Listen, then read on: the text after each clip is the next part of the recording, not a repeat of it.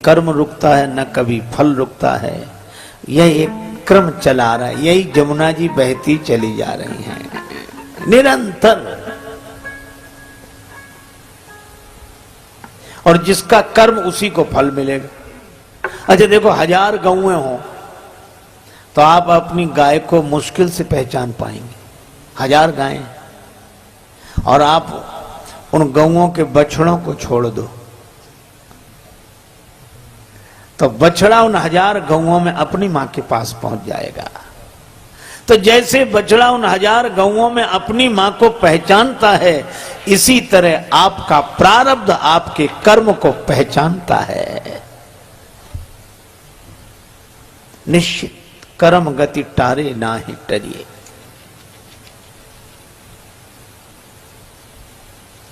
अच्छा भैया, एक जगह अखबार में खबर छपी, राम स्वरूप ने चोरी की, फलस्वरूप पकड़े गए। तो दूसरा आदमी बड़ा बोले, क्या जमाना आया, कोई चोरी करे किसी को पकड़ते हैं। चोरी राम स्वरूप ने की तो फलस्वरूप को क्यों पकड़ा।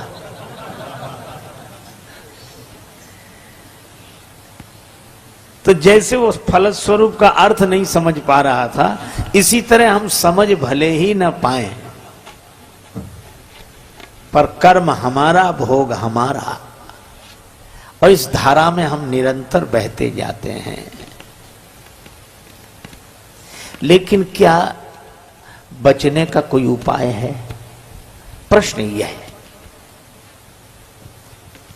क्योंकि निरंतर कामना होगी, निरंतर कर्म होंगे, निरंतर फल होगा, निरंतर भोग होगा, और यह क्रम चलता रहेगा। जन्म से लेकर मृत्यु तक नहीं, अनेक जन्मों तक चलता ही रहता है। तो अच्छा, आप ऐसे सोचो, प्रारब्ध भी 3 तरह के, इच्छा प्रारब्ध, अनिच्छा प्रारब्ध और परीक्षा प्रारब्ध। हमने इच्छा की, वस्तु मिल गई, इच्छा प्रारब्ध। कई बार लोग, अरे हम तो ये चाह ही रहे थे और आप मिल गए, बड़ा अच्छा हुआ, इच्छा प्रारब्ध। सर्दी जुकाम बुखार कोई नहीं चाहता, बुखार आ रहा है, जुकाम है, बहुत परेशान, अनिच्छा प्रारब्ध। और परीक्षा प्रारब्ध, और करे अपराध को और पाओ फल भोग। एक आदमी बेचारा सीधे रास्ते से जा रहा था, 2 में झगड़ा हो गया, झगड़ते झगड़ते उसी पर गिर पड़े। वो बेचारा न लेने में न देने में। परीक्षा प्रारब्ध। अच्छा, प्रारब्ध भी ऐसे कि पुरुषार्थ से प्रारब्ध का प्रभाव टल जाता है, मिट जाता है। तीव्र प्रारब्ध हुआ तो तीव्रतम पुरुषार्थ चाहिए, लेकिन ऐसा भी प्रारब्ध होता है जिस पर पुरुषार्थ कोई काम नहीं करता। बोलो अब क्या करें? कोर्ट में हार गए, हाई कोर्ट चले गए, हाई कोर्ट में हार गए, सुप्रीम कोर्ट चले गए, और सुप्रीम कोर्ट ने फैसला कर दिया, मृत्युदंड निश्चित। अब कोई उपाय नहीं। लेकिन हमारी भावना है, भक्ति शास्त्र कहते हैं उपाय है। सुप्रीम कोर्ट के फैसले के बाद कोई कोर्ट भले ही न बचा हो, पर सुप्रीम कोर्ट से मिलने वाले मृत्यु दंड से बचा जा सकता है अगर राष्ट्रपति कृपा करे तो। मर्सी ऑर्डर लगाते हैं, राष्ट्रपति चाहे तो। इसी तरह मैं आपसे कहता हूं कि हमारा कितना ही तीव्रतम कर्म क्यों ना हो, प्रारब्ध भोगना क्यों ना हो, लेकिन मुक्ति मिल सकती है अगर भगवान चाहें तो। तभी आपने सुना होगा, जान के नाथ सहाय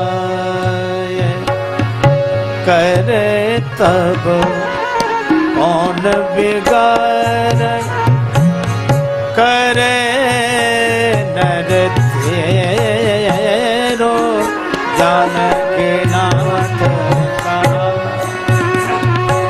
करे जब कौन बिगाड़ करे नर तेरो। जानकी नाथ इसमें नवग्रहों का वर्णन है। सूरज मंगल सोम भृगु सुत बुध यरु गुरु वरदायक तेरो राहु केतु की नाहि गम्यता संग सनिश्चर होत सबे नाथ जब जानक नाथ करे जब जानक नाथ कौन बिगाड़ करे नर तेरो जानकी नाथ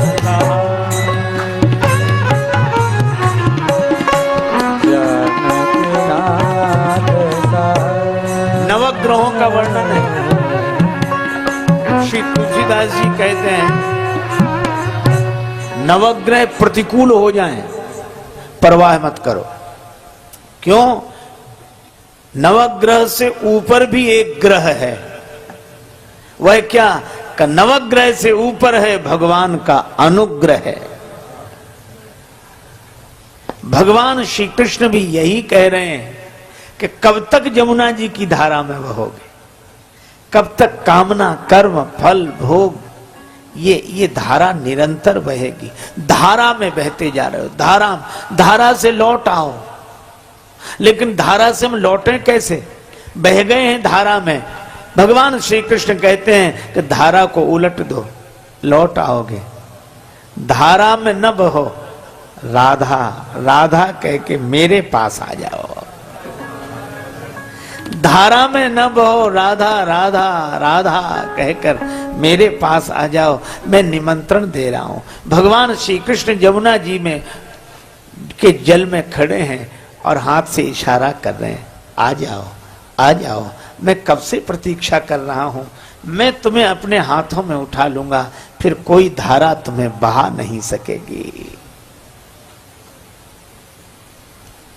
अब कुछ दिए तो बहते गए, इधर आए ही नहीं, और कुछ दिए भगवान श्री कृष्ण के पास आ गए।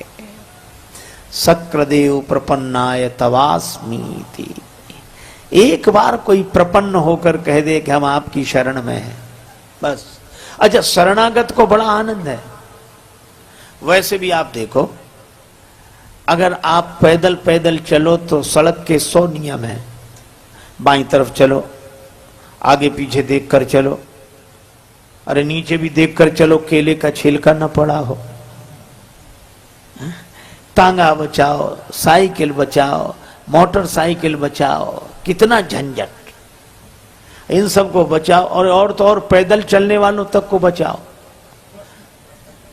कई बार लोग सिर नीचा करके ही चलते हैं, किसी से भी टक्कर हो जाए। एक आदमी सिर झुकाकर चलता, किसी से भी टकरा जाता, और टकराने के बाद सिर उठाकर कहता बड़े गधे हो। लोग हंसते हैं कि ये कैसा आदमी खुद ही तो टकराता है और सामने वाले को गधा कहता है। एक दिन वो आदमी सिर झुकाए जा रहा था, संयोग से गधे से ही टक्कर हो गई। तो सिर उठाकर बोला बड़े, और जो देखा बोले अब आप तो आप ही हैं, अब आपसे क्या कहना।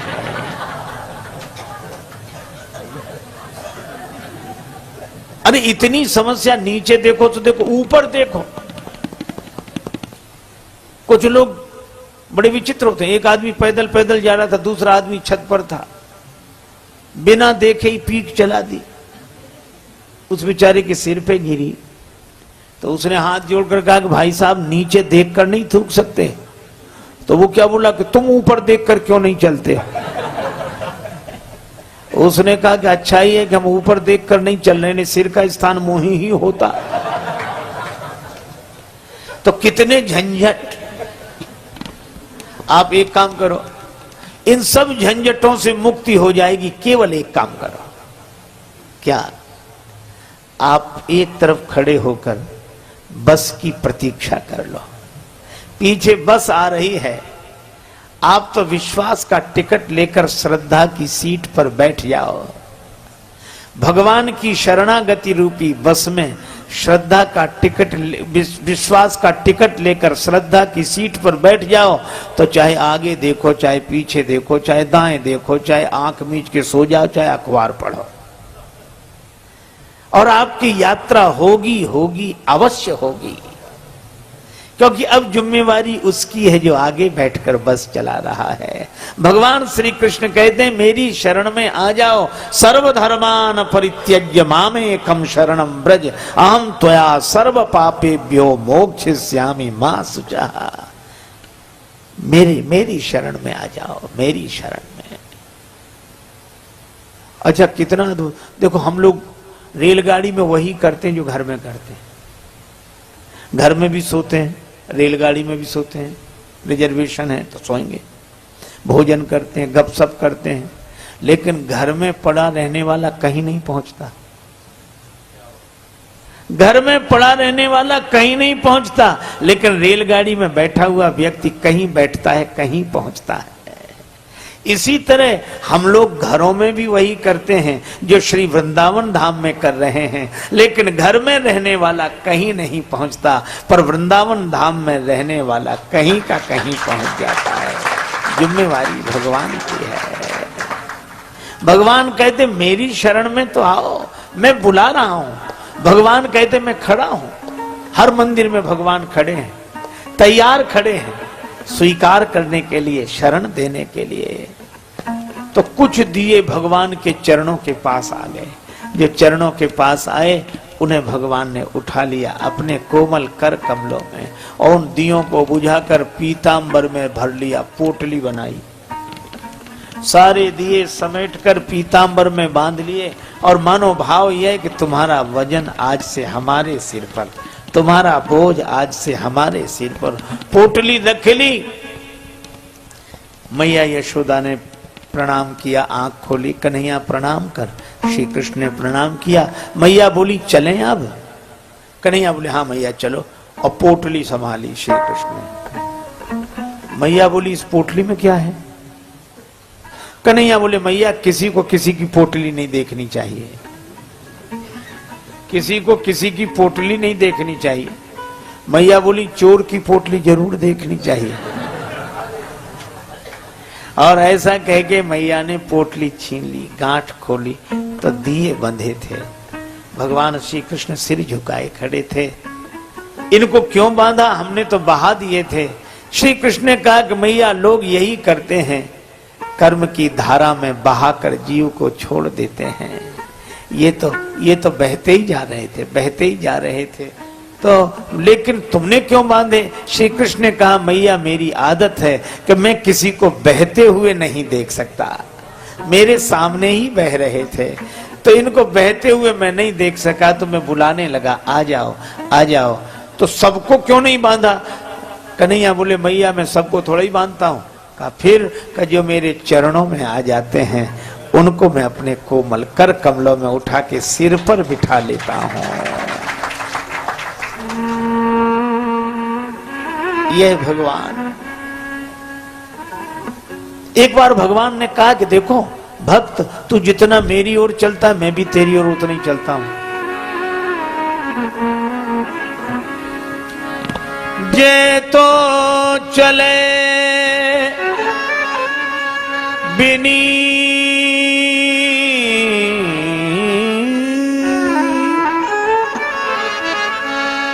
बिनीत तू जगत जी मेरी ओर, ते पग में भी धरूं, करूं कृपा की को।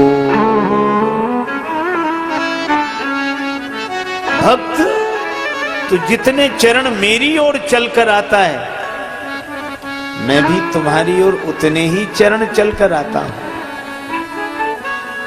भक्त ने कहा तो बड़ी निराश घटना है यह। मैं 2-4 कदम कभी आपकी ओर चल पाता हूं, तो क्या आप भी उतने ही कदम चलते हो? तब तो मेरा उद्धार हो ही नहीं सकेगा। भगवान ने कहा कि नहीं नहीं, अंतर है। एक चरण तेरो परे,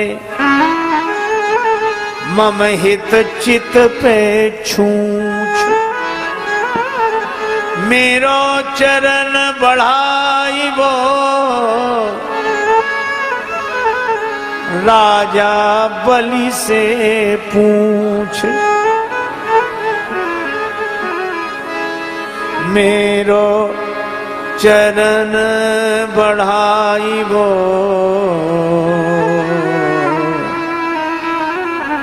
राजा बलि से पूछ।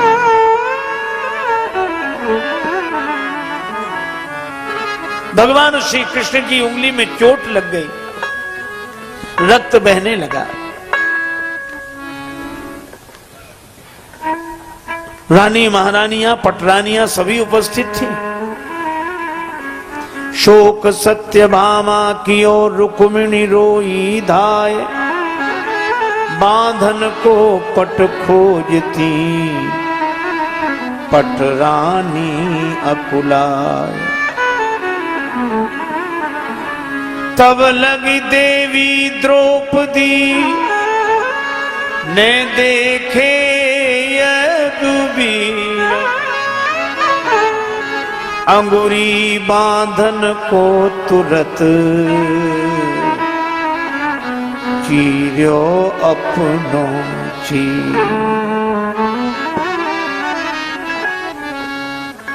द्रौपदी जी ने अपनी कीमती साड़ी फाड़ दी और वस्त्र खंड भगवान श्री कृष्ण की इस रक्त रंजित उंगली पर लपेट दिया। श्री कृष्ण ने कहा कि बहन, इतनी कीमती साड़ी क्यों फाड़ दी?